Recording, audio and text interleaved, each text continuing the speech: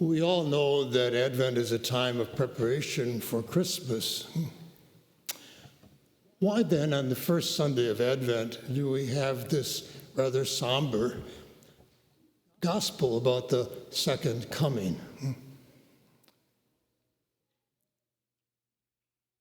Well, the word Advent comes from the Latin word adventus, and it was a technical term in ancient times.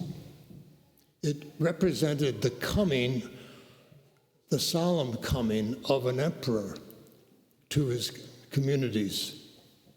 He was, let's say, the Roman emperor going out to one of the provinces, and they would prepare for his advance, and it was done with great ceremony.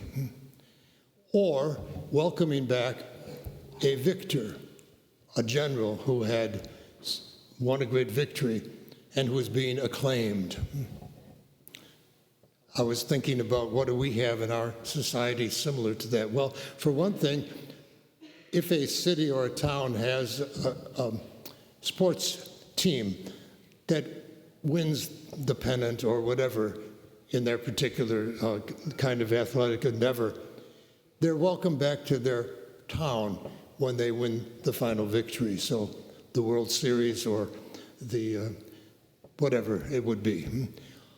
Also coming to my mind, maybe this is something many of you would not remember, obviously, but after the Second World War, General Douglas MacArthur was called back. He was, at that time, engaged in the Korean War, but he had not returned after the Second World War.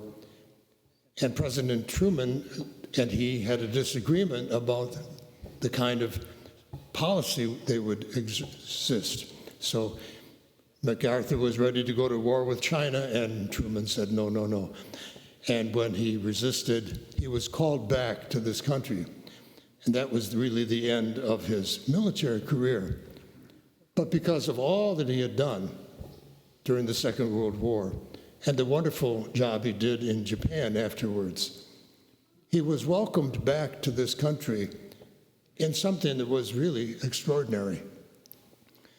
I don't know how many of you remember it or have seen pictures of it, but there was a ticker tape parade in Manhattan, and 7 million people came out for it, the largest event in its kind in our history.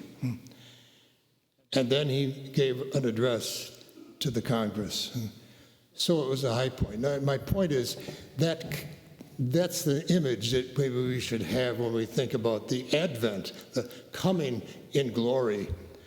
And so the early Christians then, when they used this term about Jesus, they could see and apply it to his coming back, having won the victory through his death and resurrection. Now he was coming in glory, and all his disciples were coming to greet him. Notice the opening prayer today. Lord, inspire your people to welcome the Christ at his coming so that we can all go with him into heaven. That's the idea behind it. So that is why the first meaning of Advent, the word itself, is this second coming of Christ. Every time it's used in the scriptures, the coming of the Lord, or the parousia, as it's sometimes called, it refers to his glorious coming at the end of time. So it's very fitting then that as we begin this season, we are particularly focused on that final coming. What it tells us then is that history has a meaning, a purpose. Christianity inherited from the Jewish people the sense that God is at work in history. It's not just one series of events after another, but there's a purpose behind it. God is directing things, focusing in, and they will come to a conclusion at a time only God knows. So for 2,000 years, we've been trying to figure out when is it coming? We don't know. The point is that it will come. There is a purpose to what God is doing in his creation, and it will come to pass at the end. When Jesus comes in glory, then there will be the resurrection of the dead. and the life everlasting, as we say every Sunday in the Creed. We believe in the resurrection of the dead and the life of the world to come. Now, as I said, we know that Advent was brought into the church calendar as a way of preparation for the celebration of the birth of Christ.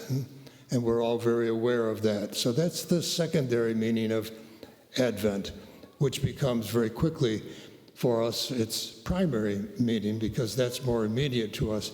And so during this time, we begin to remember those events which led up to the coming of Christ. In the next couple of Sundays, the gospel, for example, will be talking about John the Baptist and the witness that he gave before the coming of Christ, and pointing him out when he came. And that is part of the story of Christianity. We remember Palm Sunday, how Jesus was welcomed into Jerusalem, a triumphant entrance just before his passion. So Jesus is coming in humility when his birth of the Virgin. We celebrate that every year at the time of the winter solstice, a time of darkness when light is so precious to us. And we think then that the birth of Christ was God's light shining in a dark world. And we think about all the details of the Christmas story. So we get ourselves ready for that, to enter into the spirit of it, remembering that it's only the beginning, isn't it? But what happened with the birth of Jesus, that's a historic event. But the mystery of the incarnation is forever. That the eternal Word of God took flesh of the Virgin Mary. He entered our world, and from then on, he was truly the God-man. And he reigns now in heaven and will come again in glory. So it's all part of this story of God's manifestation of his desire that we be saved and come to the knowledge of the truth.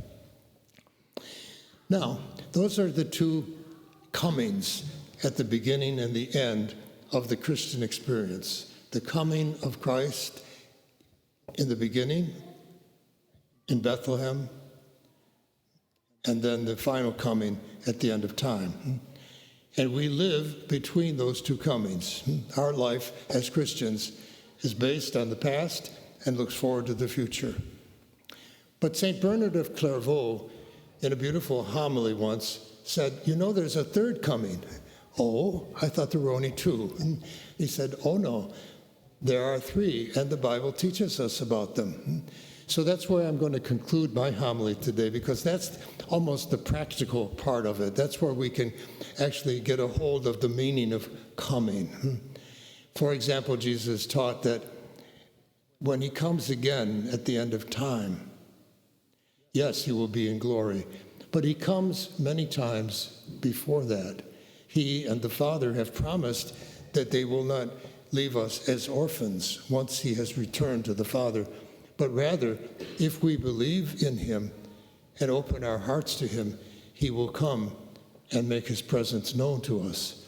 So that's the mystical or the daily experience that we have of the coming of Christ, the presence of Christ as he manifests his presence to us in so many different ways.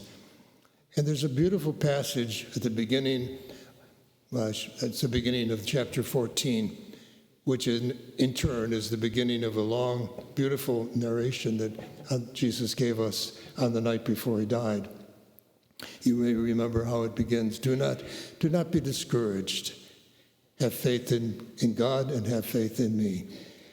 Because I am going now, he said, to prepare a place for you. So he's talking about his death. I'm going now to prepare a place for you. Then the remarkable thing after that, and then I will return. And he doesn't talk about the final coming in glory, but rather a more intimate, personal coming to each one of us. Then I will return and take you to myself, so that where I am, you also may be. So the promise then that Jesus will come to each one of us at the moment of our death to take us home to heaven to be with him there.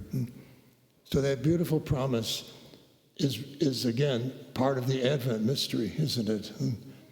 That he did come in glory, in humility. He will come in glory, but he comes to us throughout our life if we welcome him. And he will come back when the day of our death comes to take us home to the Father. And so it is with this expectation then that we await his return. God bless.